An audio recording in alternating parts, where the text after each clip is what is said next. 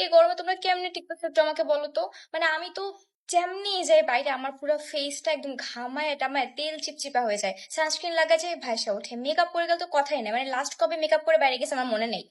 তারপর আপুরা জানো না আমার পাউডার লাগাতে এত ভয় লাগে, আমার এমন হচ্ছে অয়েলি একনি প্রোন স্কিন, আমার কাছে মনে হয় যে আমার এই যে পোর্স গুলো আছে এগুলো ক্লক করে দিবে পাউডার, আর আমার পুরো পরের দিনই ব্রণটা শুরু হয়ে যাবে। সো বুঝতে পারছো আমি পাউডারের মধ্যে স্কিন কেয়ার খুঁজতেছি, খুঁজে খুঁজে পেয়ে গেছি এটা ফার্মেসি পাউডার। চিন্তা করতে পারো এটা কোন ব্র্যান্ড, একটু চেনা চেনা লাগে কিনা ভাবো তো। এই রেঞ্জেরই সিরাম নিয়ে, টোনার নিয়ে, ক্রিম নিয়ে সবকিছু নিয়ে রিভিউ দিছি।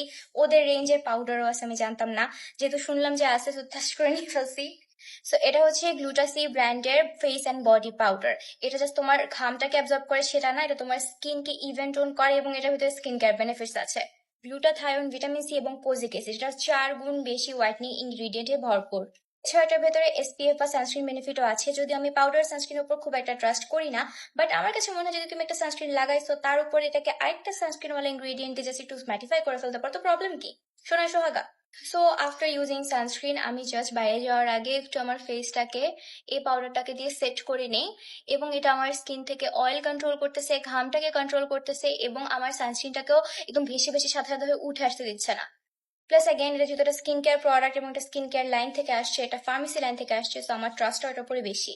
শুধু সানস্ক্রিন উপর লাগালে হবে না, এটা ময়শ্চারাইজার লাগায় তারপর কিন্তু ইউজ করবো পাউডারটা, কারণ আমার কাছে একটু ড্রাই ফিল হয়েছে এটাকে লাগানোর পরে।